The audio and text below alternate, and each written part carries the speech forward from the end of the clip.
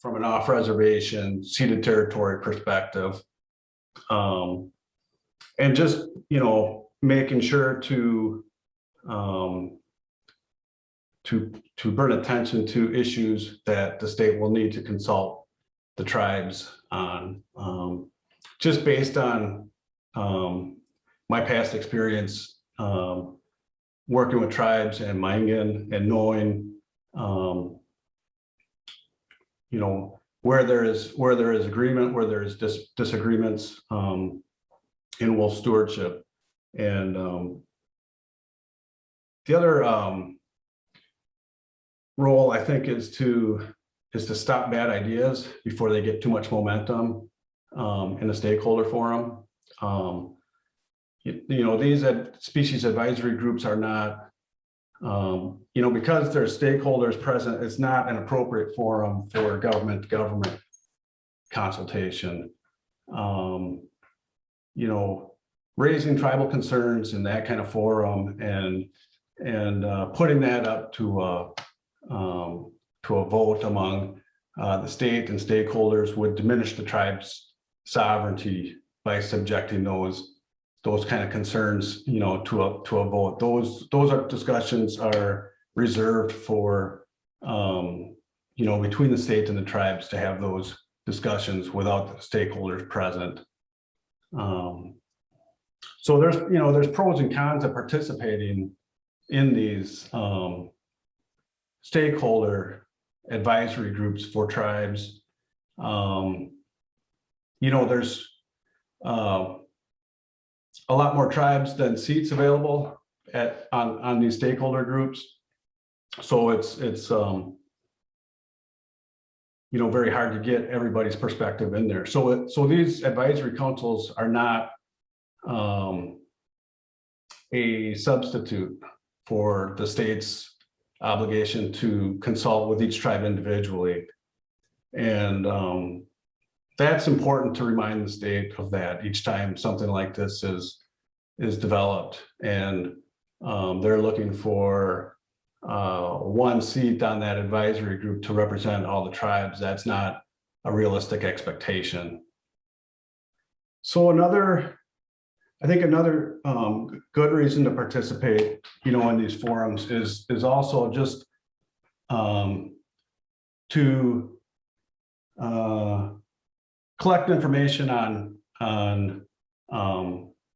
the state's concerns and stakeholder concerns, and to be able to bring these kind of issues forward to tribal leaders and tribal decision makers to consider in advance of their consultation, so they are prepared to discuss those issues with their state counterparts. So that's another good reason to participate. The other thing that that I need to be aware of is there's different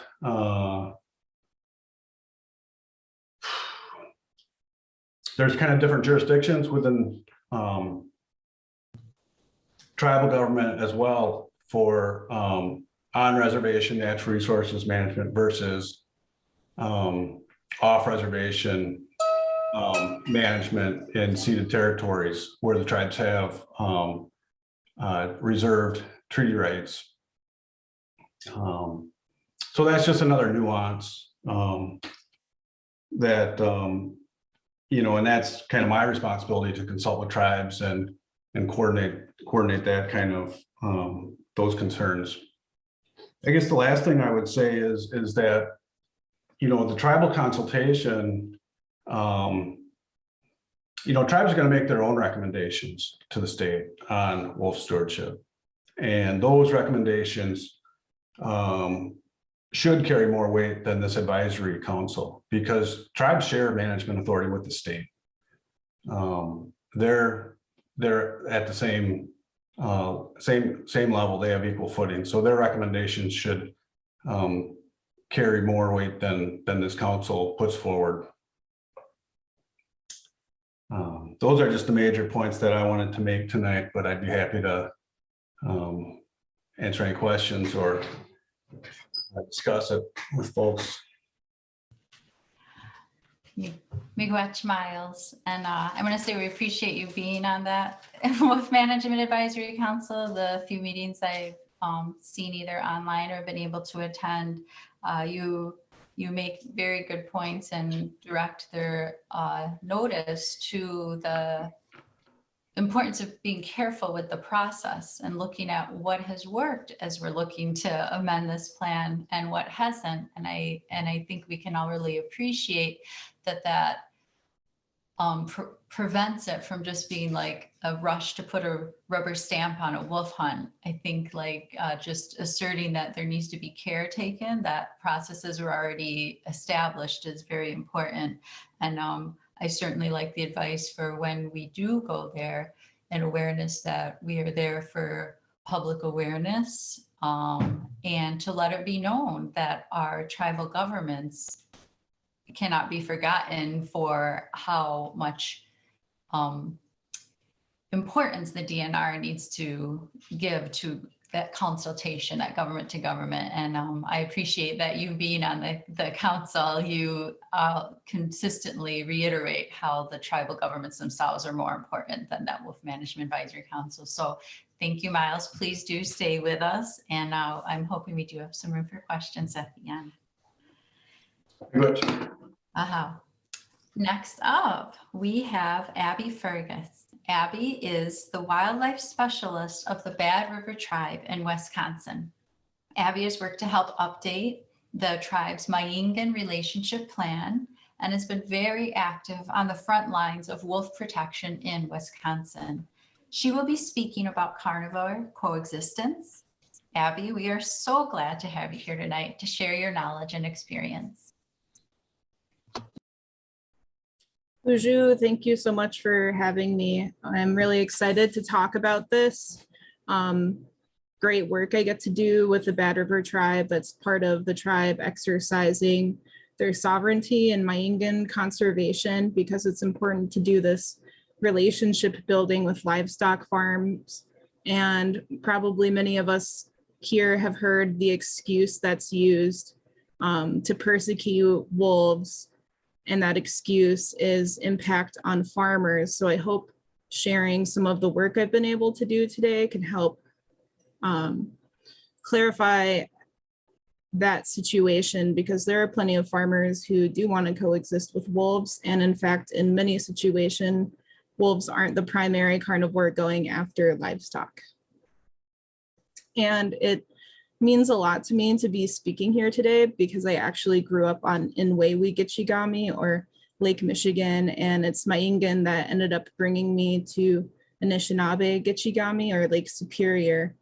I grew up like many non-tribal folks, being taught as if Indigenous people didn't exist anymore. And I went to Alma College, and my orientation trip was at the Zibawing Center run by the Saginaw Chippewa tribe. And I quickly began to learn how misleading my prior education was when I learned about the legacy of boarding schools. And something that also really influenced my trajectory was the opportunity to attend the Standing Rock camps my sophomore year. So those two experiences really woke me up to paying attention to whose land I was on. And then that taught me about the really beautiful connection between Anishinaabe and Mayingan, past and present. And I was led to that understanding by a report put out by the Little River Band on the ethics of hunting wolves. So it's also exciting to me to be on the same panel as John Vucetic, who helped with that report. So all of those experiences in undergrad led me to pursue an internship to learn from an Anishinaabe tribe about Mayingan. And Bad River took me on as an internship in 2017, and that was the catalyst for this relationship I've had with the tribe over the course of the past few years, where I've been able to be an intern, a wildlife technician, was sent to grad school, and now work as their wildlife specialist. And a lot of this work with the tribe has centered around building relationships with livestock owners. Here's a picture of me during my graduate research on a farm in which I was trying to reduce carnivore visits to livestock pasture with the use of non-lethal deterrents. So you can see this line of flagging called flaggery. And in the center, there's a yellow device that goes off at night. It's a randomized light, and this is called a Fox light. And I wrapped up my master's education in December, but I continue to do this work with the tribe as the wildlife specialist.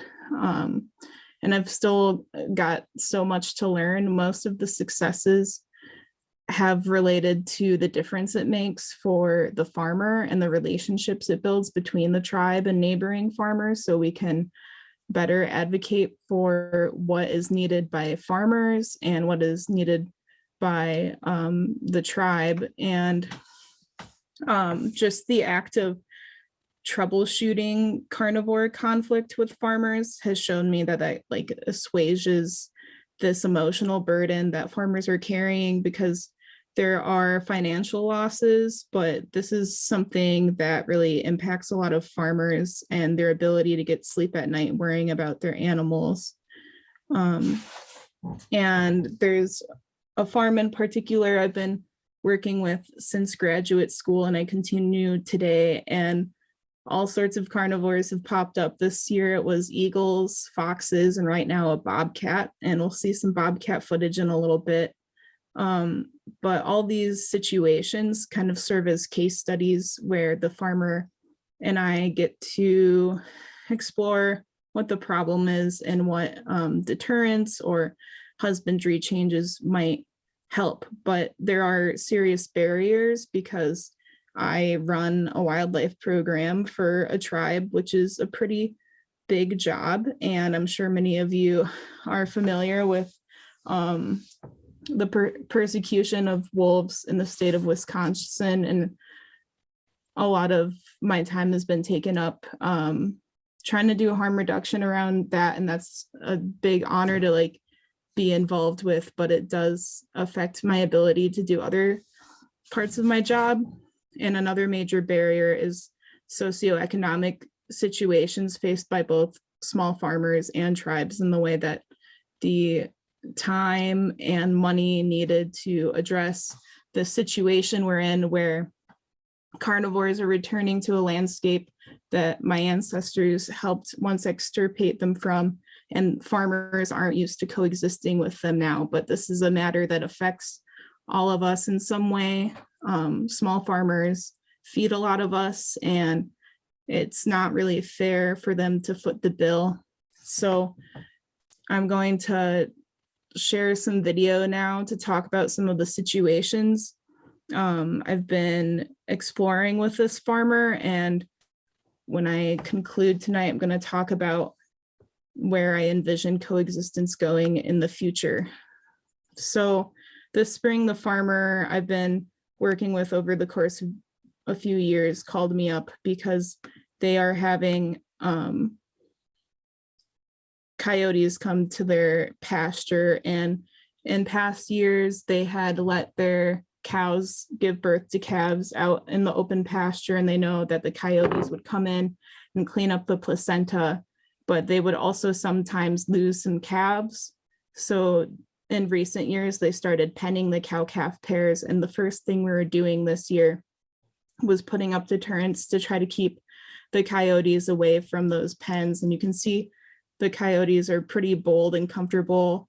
This footage was taken when the farmer and I and my dog were all out in the field watching the coyote bounce around. So what we ended up doing was using the same deterrents I did in my graduate study, the flaggery and the fox lights.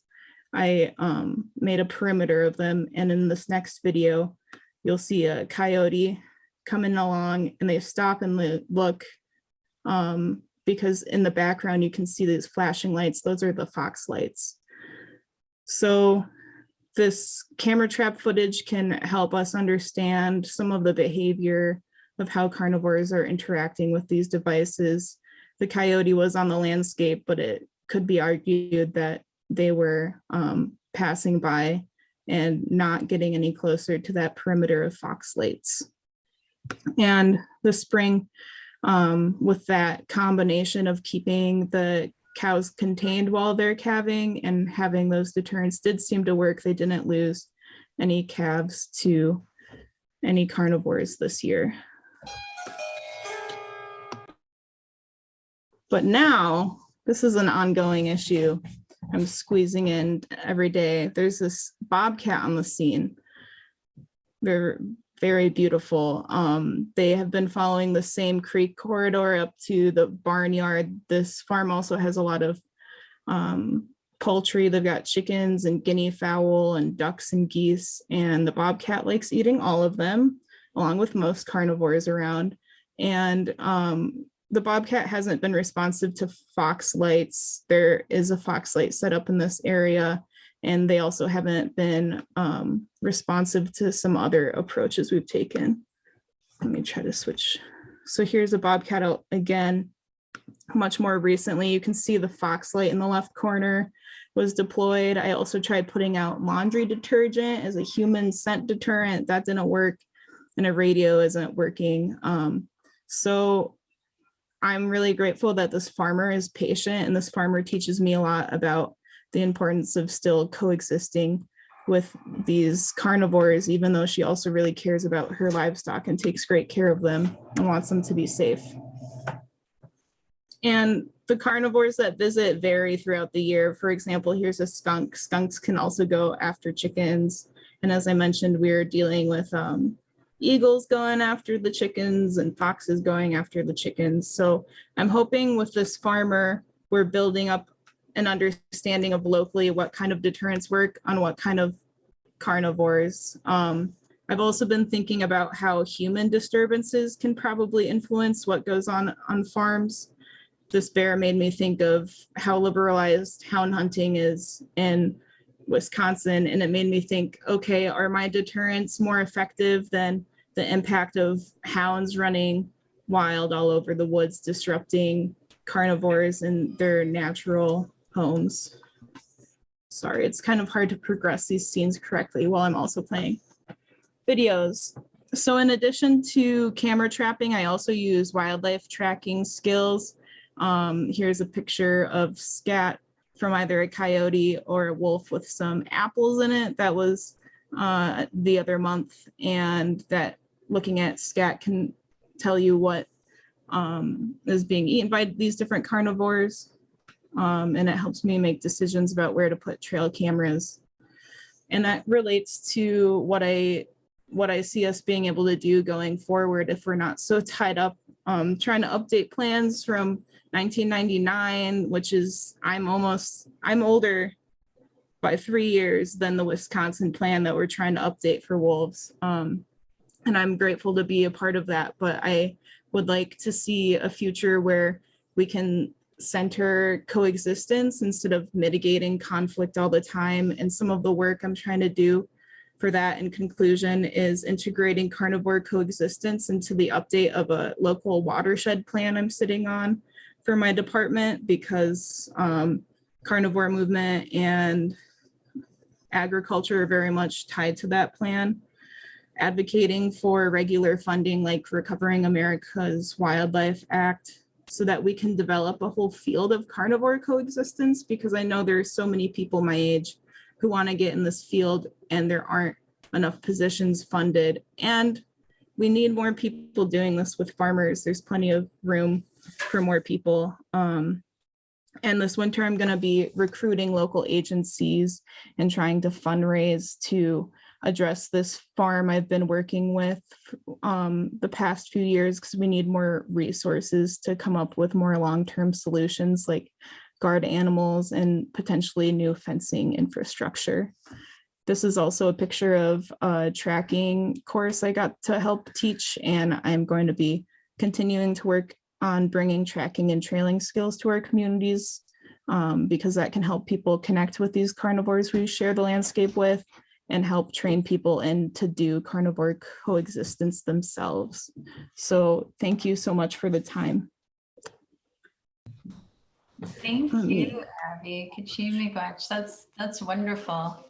And I love to have a new word in mind, and that coexistence really is key. And so much of what you said at the end is like best case scenario, right? That there's work to be done, that, you know, clearly you love the work. As you said, many people your age, young people are, for example, the Civilian Climate Corps, looking for things to do that can help the environment. And I know over in Glasgow, they were talking today, like, oh, we need to stop cutting down the forest. Like, great, but realize we want healthy forests. And that means right, like a variety, a biodiversity of all these species. So best of all power to you. You know, I won't call it a lot because I know it's a lot of hard work, but with your advocacy for those forward thinking ideas that really sort of bring back that old balance. So Chimigwachabi. Nichole. Next up, we have, actually, it's my children. And when we do anything with our culture, it's really important to us that that the children are involved. So we have these Benojinok, also Waganakasino Dawa. So our Anishinaabek relatives, again in Wisconsin, and I'm going to say both Miles and Abby are friends from Wisconsin. They also feature in a public broadcast documentary entitled Brother Mayingan, and we can put the link for that documentary in the chat. Well, my children and I watched this film together, and then they composed original poetry inspired by those images and words. Moses, you ready?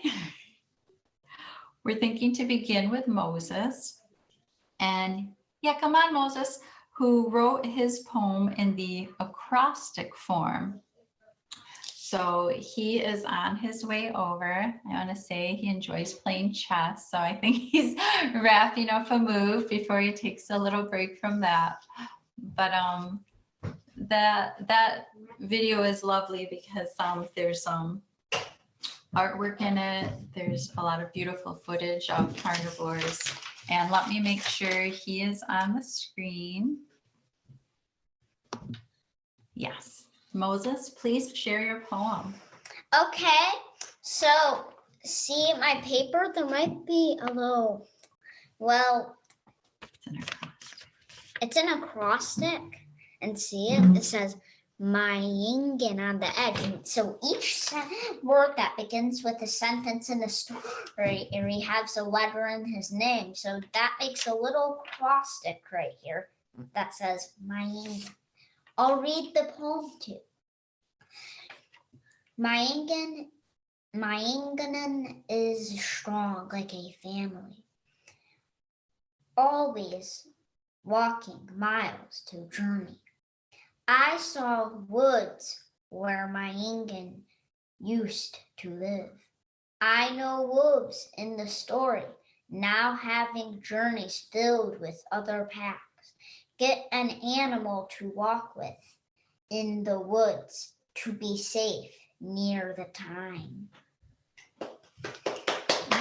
Watch Moses. Aha. Thank you, Moses. You love Mayingan?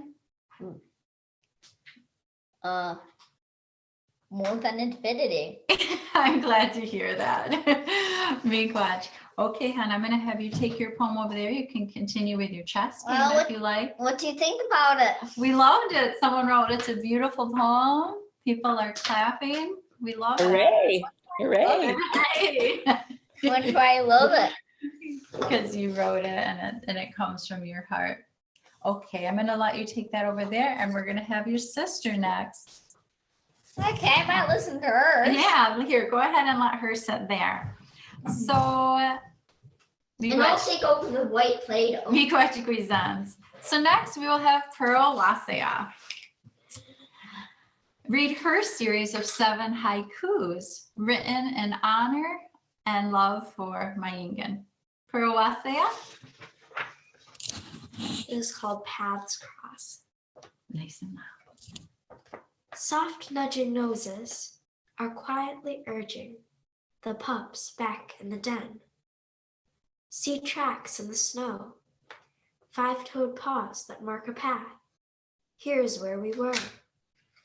Running and hunting. We are a family too.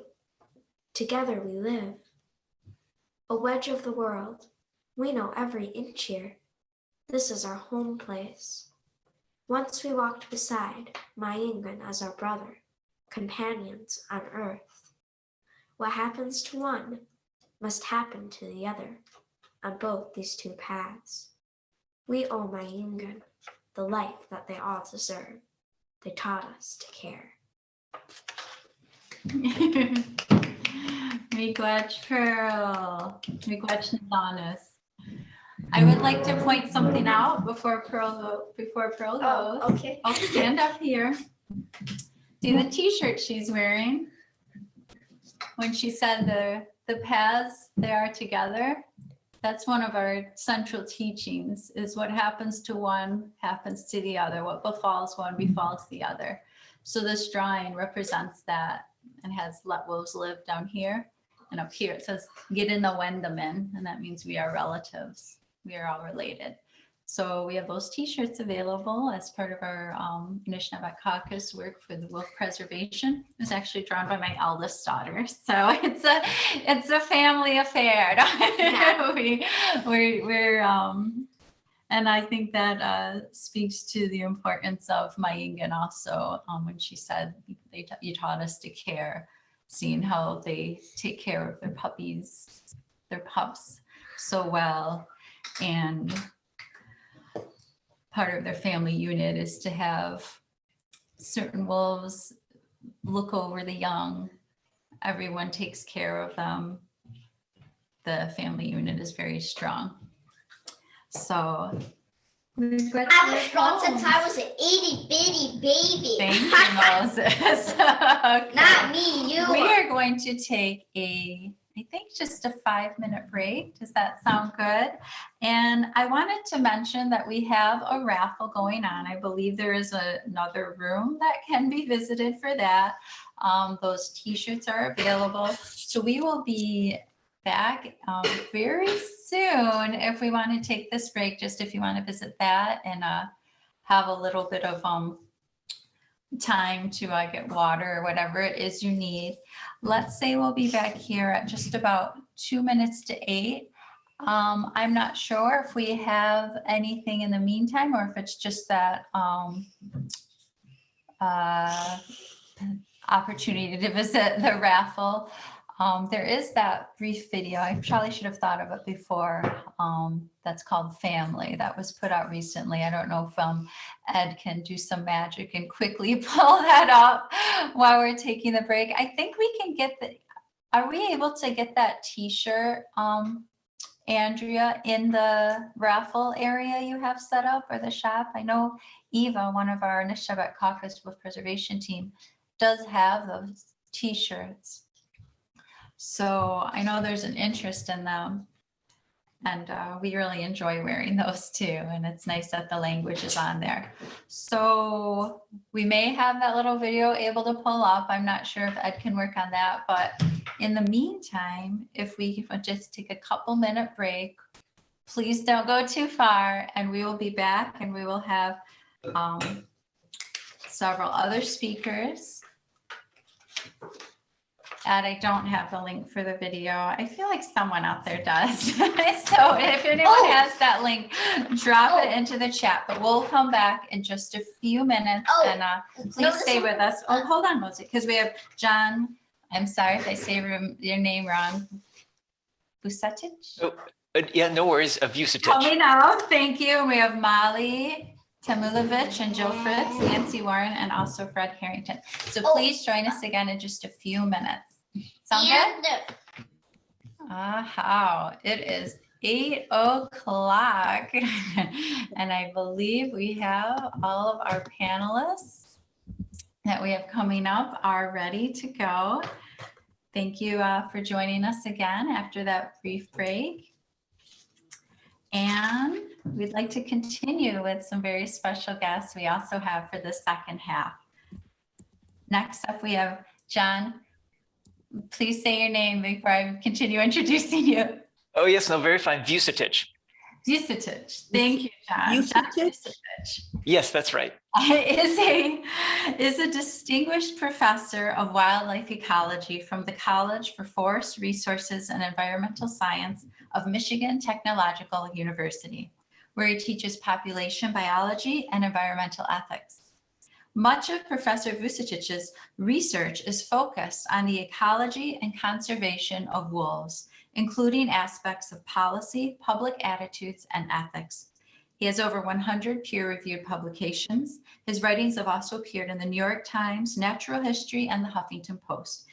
Vucetic's advice on wolf conservation is frequently solicited by federal, state, and tribal governments. He has testified before subcommittees of both the U.S. Senate and House on matters pertaining to wolf conservation, and also the author of Restoring the Balance, What Wolves Tell Us About Our Relationship with Nature, published 2021. John, we're very excited to welcome you and hear more about your understanding of the ethics of wolf hunting. My gosh, thanks so much for the opportunity to share. And I was offered a very broad remit, just ethics, and we have a very short period of time to share. So I'll do my best to encapsulate well as much as I can convey in the time that we have. I want to start with, I got to get my screen working here properly. I'm going to start with what I think is probably familiar ground, or at least it'll seem intuitive as I share it. The first idea, if you want to kill wolves, you need to have a good reason. This is pretty simple stuff. The reasons that are often offered are to protect livestock, to promote deer hunting, and to protect human safety. While it's very important to protect livestock, hunting is not a good way to go about that. And we heard a lot of good alternatives from Abby just a little while ago. Michigan's deer hunting is doing phenomenal. Wolves aren't a problem for that at all.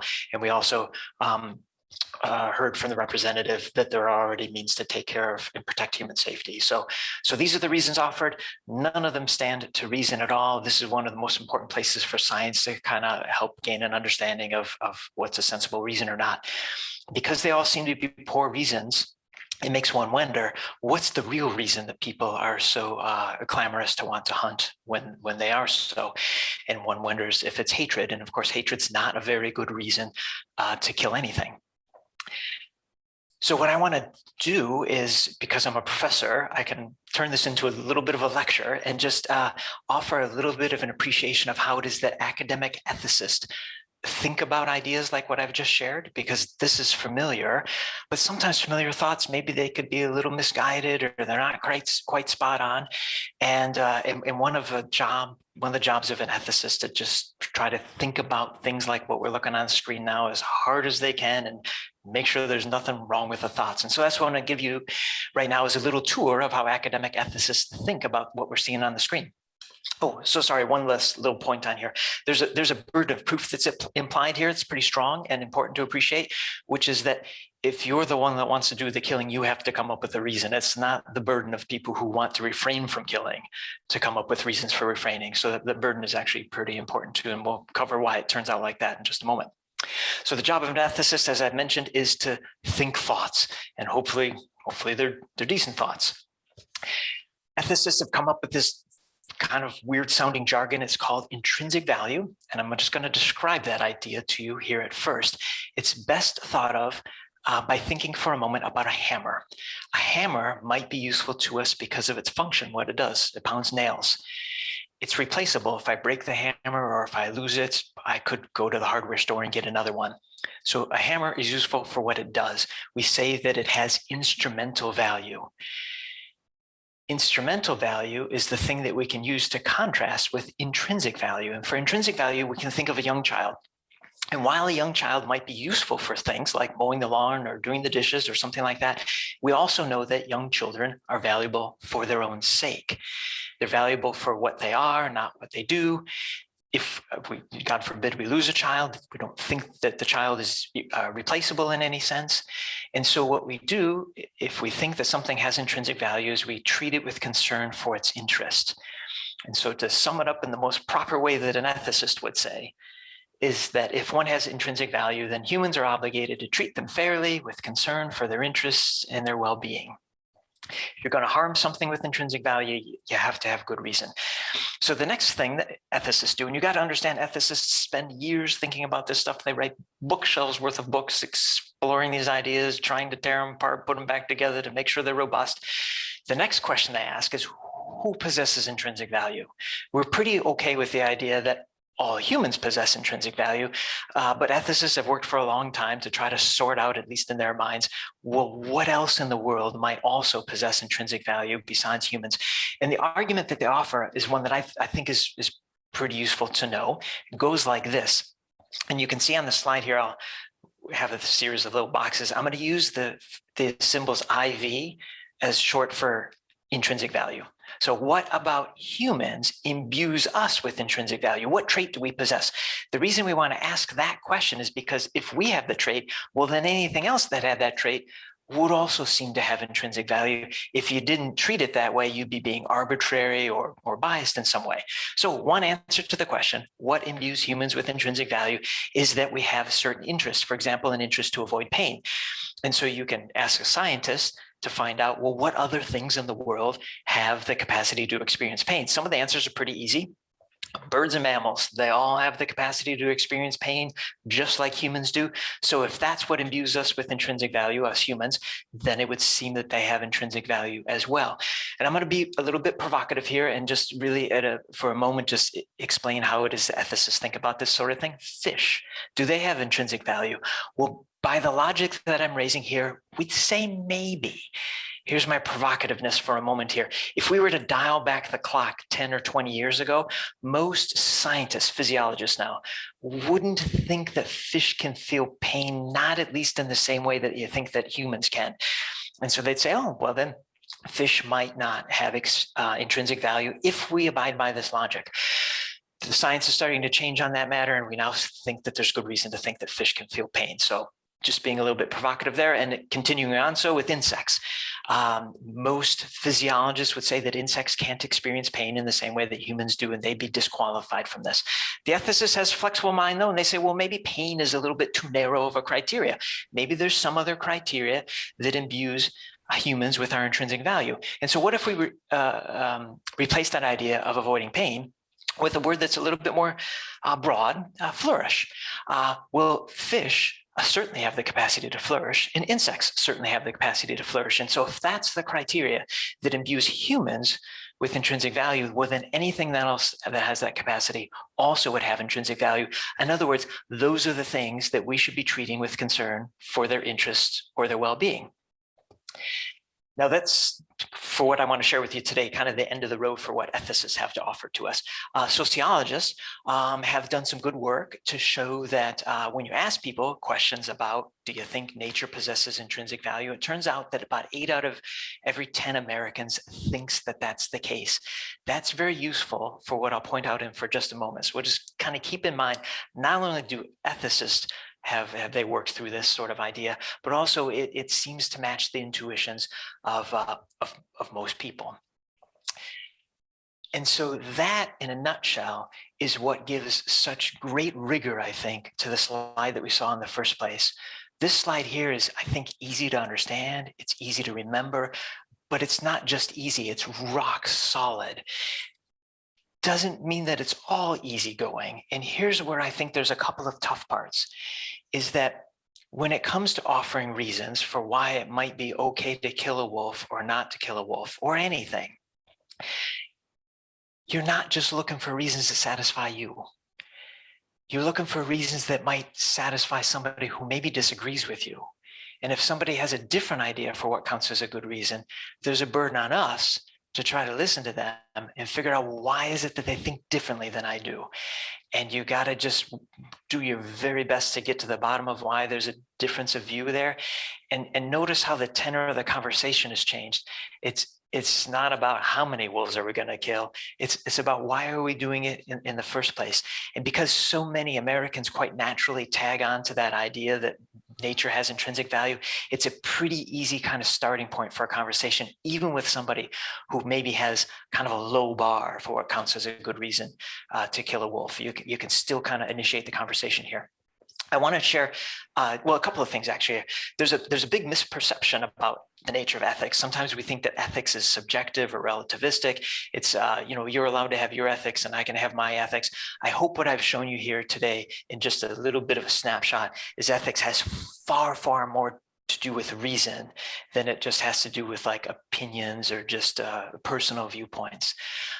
The other thing that I want to share that's related to this business about reasons for why it may be okay to kill wolves or not okay to kill wolves has to do with an imagery that you may have seen before, or imagery like it. On the left is an image of what a landscape might look like when there are not wolves on the landscape. And on the right-hand side, what the landscape looks like when there are wolves on the landscape. This is kind of geared for a Western landscape. So anyways, the fish have more, the rivers have more life in them. The vegetation around the rivers are growing more. There aren't quite as many elk. There's a few more predators. So all these differences.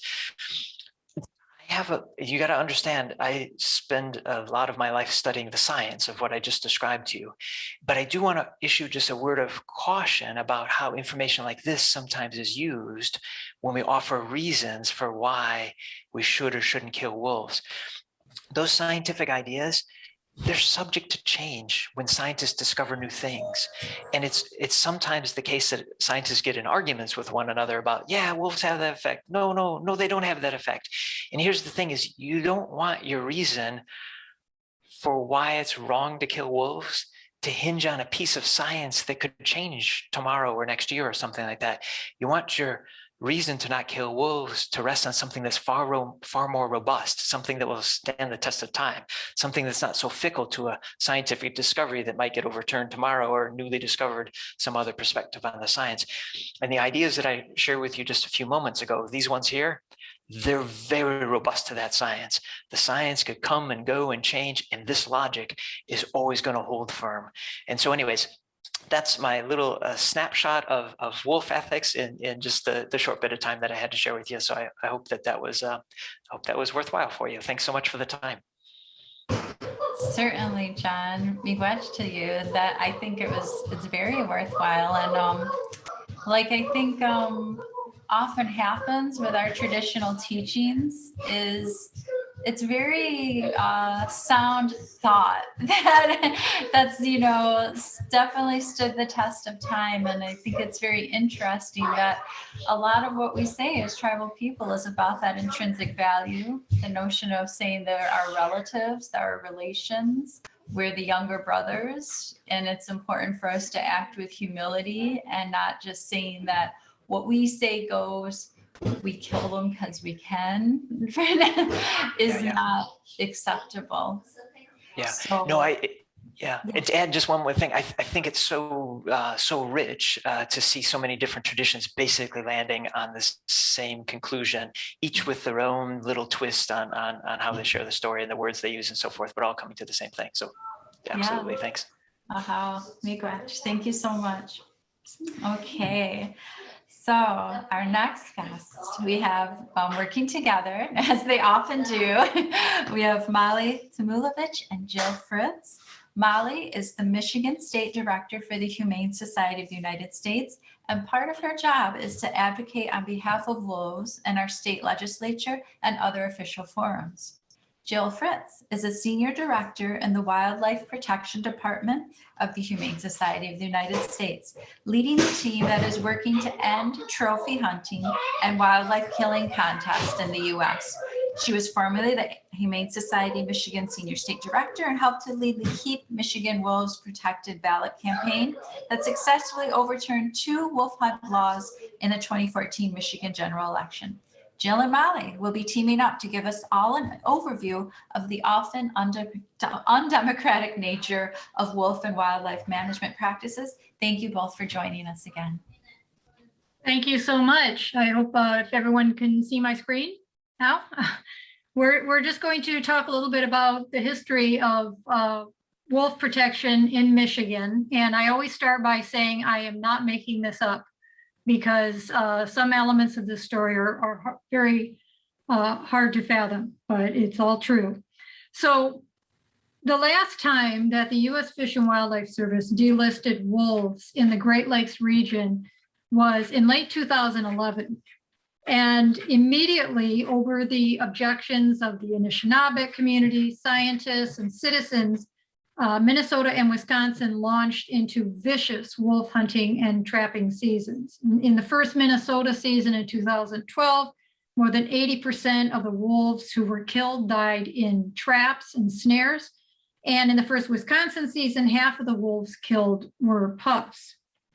So as a result, the HSUS and Born Free USA and 2 Minnesota groups filed a lawsuit to over the U.S. Fish and Wildlife Service's reckless delisting decision. In the meantime, in late 2012, a law was rushed to the Michigan legislature, opening the door for trophy hunting and trapping of wolves by designating them as a game species. And legislators ignored widespread public opposition, and the bill was signed into law in December 2012. So in early 2013, the Keep Michigan Wolves Protected campaign was formed to overturn that law by a referendum vote, which Michiganders can do if they collect enough signatures to put it on the ballot, which we did in just 67 days in a brutal winter.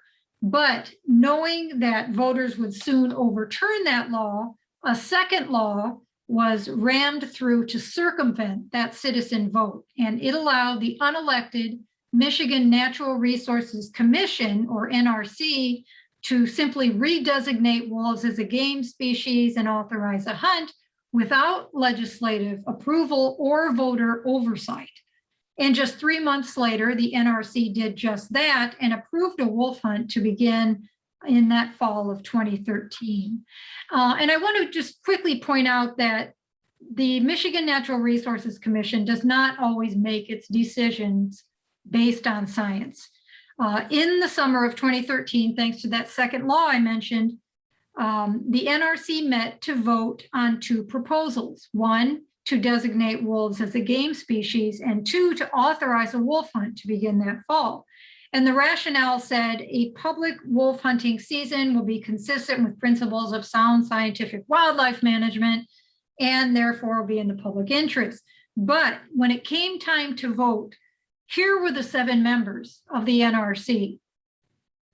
And the only scientist on the commission was Anushka Steinman of the Blandford Nature Center in Grand Rapids, voted no on both proposals.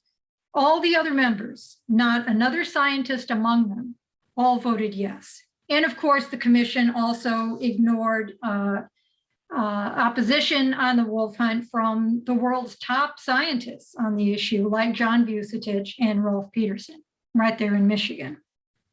So ultimately, 22 wolves were killed in that one, and we hope only, wolf hunt in Michigan in the fall of 2013. So we had no choice at that point to announce that we were going to do a second ballot referendum on that second wolf hunt law as well. At the same time, an investigation by MLive revealed the deception used to promote a wolf hunt, including fake stories about wolves at a daycare center and staring at people through their sliding glass doors, and about one farmer whose irresponsible practices that resulted in animal cruelty charges were used to justify a wolf hunt. It was also revealed that the NRC chair, J.R. Richardson, had deleted thousands of comments from the Michigan public in opposition to a wolf hunt. J.R. Richardson is now back on the NRC, by the way.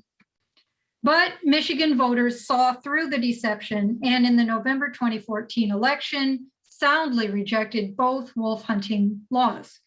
Then just a month later, we won our delisting lawsuit, returning wolves to the endangered species list and immediately ending all wolf hunting, trapping, and hounding in the Great Lakes region.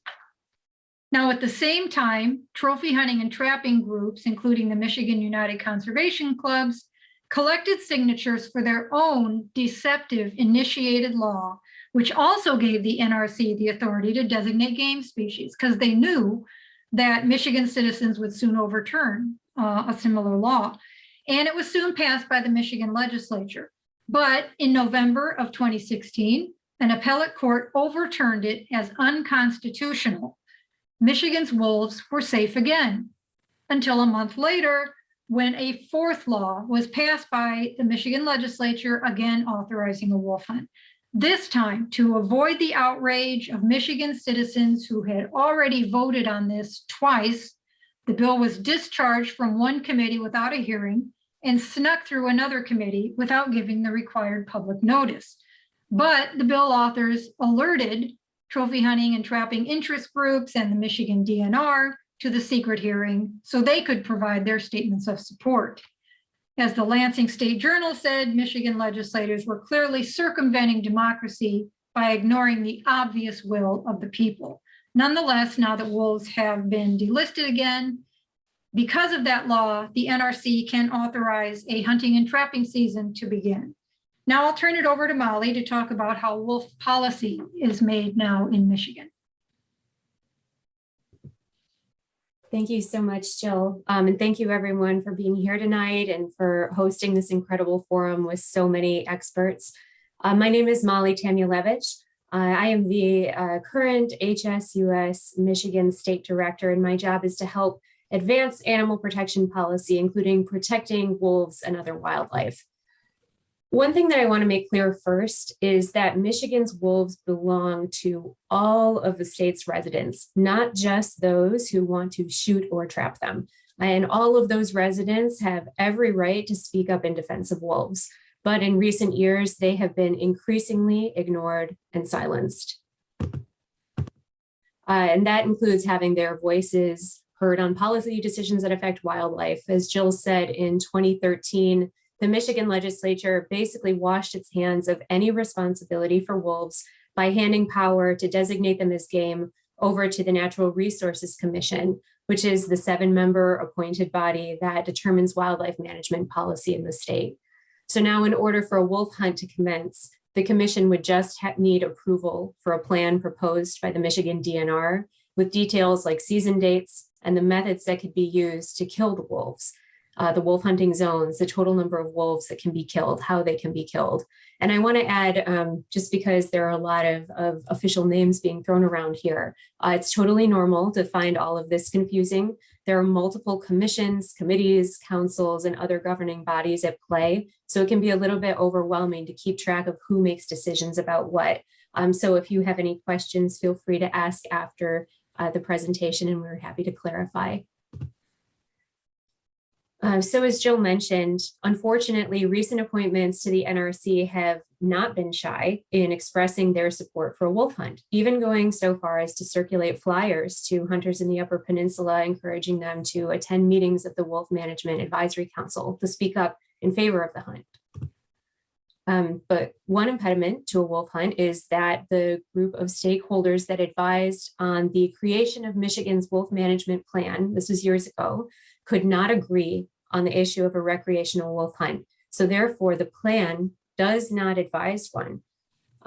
So that's why the DNR went to ridiculous lengths to claim that the one and only wolf hunt that was held in 2013 was not a recreational hunt, but instead what they called a conflict management hunt, even though conflicts at the time were few, and science shows that randomly killing wolves will not prevent or reduce conflicts. In any case, the DNR has convened a new Wolf Management Advisory Council to update that plan. So after a short application period, the DNR announced in March that members of the new council, and you can see those here, and with the exception of the Great Lakes Indian Fish and Wildlife Commission and attorneys for animals, the council is heavily weighted with those who've made no secret of their eagerness to hunt and trap wolves. So for example, you can see some articles here with quotes from current members of the current Michigan Wolf Management Advisory Council. Before Michigan's last wolf hunt in 2012, one said, "I'm an avid hunter, so this is an opportunity that doesn't come along very often. It may be the last hunt too if the environmentalists get their way." And another said that a wolf hunt isn't about science, but about giving, quote, fed up hunters the opportunity to kill a wolf before they take matters into their own hands. So this is what we're left with here in Michigan. One, we have a legislature that has ignored the will of Michigan voters and handed wolves over to an unelected commission that can't wait to start killing them. 2, that commission is packed with appointees who are gunning for wolves. 3, this Wolf Management Advisory Council is dominated by handpicked representatives of groups that support wolf hunting and trapping in our state. And additionally, council meetings are not publicly broadcast. They're streamed only on the Facebook page of a hunting and trapping lobby group, and the public isn't permitted to make comments remotely. The entire process is completely opaque. But we can't get discouraged. Michigan's wolves need us now more than ever to speak up for them. And that's what we're going to do. Please join with us and wolf advocates across the state to make sure that Michigan doesn't end up like Wisconsin, who unfortunately, as many of you know, had a wolf hunt earlier this year that just decimated much of their wolf population. You can like our Facebook page to get the latest news, sign up for email alerts, and you can contact me at michigan@humanesociety.org with any questions. And next, Nancy Warren is going to provide some actions that you can take to speak up for wolves. And she's going to be speaking a little bit later in the presentation. And rest assured that we are going to continue to be a voice for Michigan's wolves and continue fighting for them. Thank you so much. Thank you, Molly. Thank you, Jill. So informative as always. And like, yeah, you all were responsible for like a really whirlwind education for me to understand the odds we're up against. But as you say, we can keep working. We will not stop. And next up, this is a wonderful segue to Nancy Warren, who is the director of the National Wolf Watcher Coalition, who has been an advocate for wolves for more than 25 years. We're grateful to have her here tonight to discuss actions we can all take to help protect and preserve the wolf packs. Nancy. First, I'm going to give a little bit of background too on some things that we really are pretty powerless to do, but I want to give a little bit of background here too. Wolves are different from other species. I'm often hearing things like wolves should be treated like other animals, but wolves are different. Wolves live in packs. There is a pack dynamics. They are very loyal, they're intelligent, and fiercely territorial. And so first I want to go over and show them the little value that the state has put on Michigan wolves by comparing them to other wildlife. And unfortunately, wolves have lots of baggage, lots of it.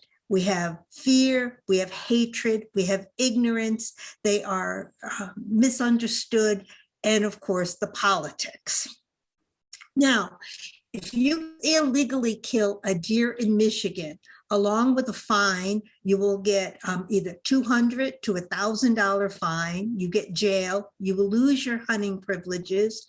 The base restitution, and this is important, is $1,000. If it's antlered, you will get fined an additional $1,000. And if it's 8 to 10 points, you get $500 for each antler. So this particular buck, if I shot it illegally, you would have a $6,000 fine and a loss of a license of your hunting privilege for 6 years.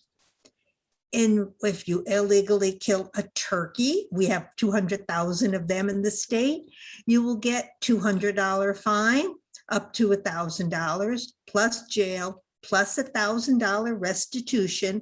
Now the restitution is the value that the state assesses for an animal. You will lose your hunting licenses for the remainder of that year, if convicted, plus 3 additional years. Wolf, you get the same fine as a turkey. So the wolf, with less than 1,000 of them in the state, will get the same amount of a fine as if you kill one of the 200,000 turkeys, but the restitution is only $100 to $500. And a turkey is valued at $1,000. And if it's a bearded turkey, it's assessed at $2,000. So you shoot a male turkey, you can get fined up to all the fines plus lose your license and only be assessed $2,000. But for the wolf, it's only $100 to $500 as a game species. Now, under federal protection, the penalties are higher, but it is so rare that the feds will take someone to court over the killing of a wolf. They usually leave the prosecution to the state. And then when it gets to the state, convictions are rare and they often result in a plea agreement. So now we're dealing with the legal system because they're expensive. So the courts want to just get this over with right away. And then we have the problem of the prosecutor and the judge are each elected positions. So they're going to listen to the locals. And for example, I live in the Western UP here in Ontonagon County, and they are on the mindset that wolves are killing all the deer. And that's who they elect the prosecutor who's listening to the people who are voting for them. So what kinds of defenses do they give? They say, oh, we thought it was, it's just a coyote or a wolf. The predator has no value. Oh, I thought it was coyote. That one there is really the popular one. I just mistook it for a coyote, therefore have mercy on me. I was scared. It was self-defense. One of the wolves that used my property was illegally killed. And that was the defense he used. He said, I was scared. I was in my blind. I had my 8-year-old with me.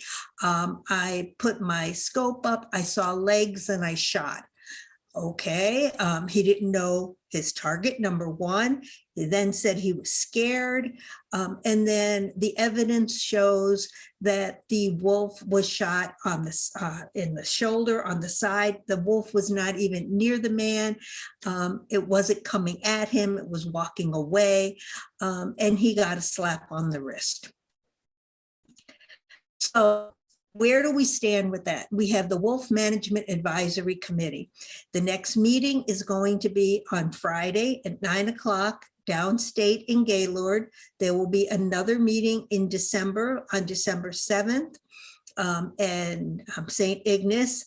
You could submit comments or request to speak. I have the email address and the phone number there. If you signed up by last Friday, you had 5 minutes. Up to the day of the meeting, you have 3 minutes. If you are representing a group, you have 10 minutes. And you have to tell Victoria that you'll be representing a group and you wish to speak for 10 minutes. If you go to this meeting in person, bring 6 copies of your statement for the council members, but also bring copies to hand out to the press. I found it's very effective. If you bring copies and you see members of the media there, you could say, here's my statement, and they could accurately quote you then. The agenda meeting on Friday are 2. There's, well, 2 things that we would be interested in commenting on. One is 6.2, which is to maintain active research and monitoring programs to support science-based wolf management. DNR does a pretty good job on that. They are helping with research. They're doing predator-prey studies. They're contributing to the predator-prey study. They're doing a pretty good job on that. The problem is they are not making this part of their educational program. So when they do fund these programs, they're not putting out press releases or saying, hey, look, this is what we're doing and this is what we're finding. The other section is 6.3, which is enact and enforce regulations necessary to maintain a viable wolf population and investigate and penalize violations of wolf regulations to help deter wolf-related crimes, which is why I gave you all that background on how little of a value that the wolf has in the state. So these are some of the talking points. We want the DNR to stress the need for, we want them to stress the need to address misinformation and stress the need for research to address the roles wolves have in limiting the spread of diseases such as CWD. we have a lot of anecdotal information that we believe wolves are limiting the spread, but we need more research. So we want to do that. And then also we want to show why you value the wolf. And although the wolf is designated as a game animal, there is no requirement that hunting season be established. The wolf must remain a non-hunted game species.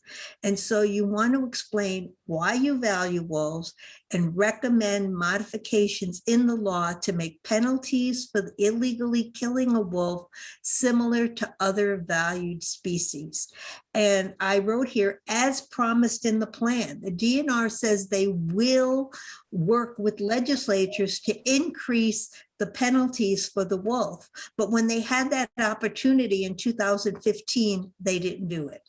They didn't, when all the penalties were elevated for the elk, the moose, the deer, DNR did not add the wolf to the list.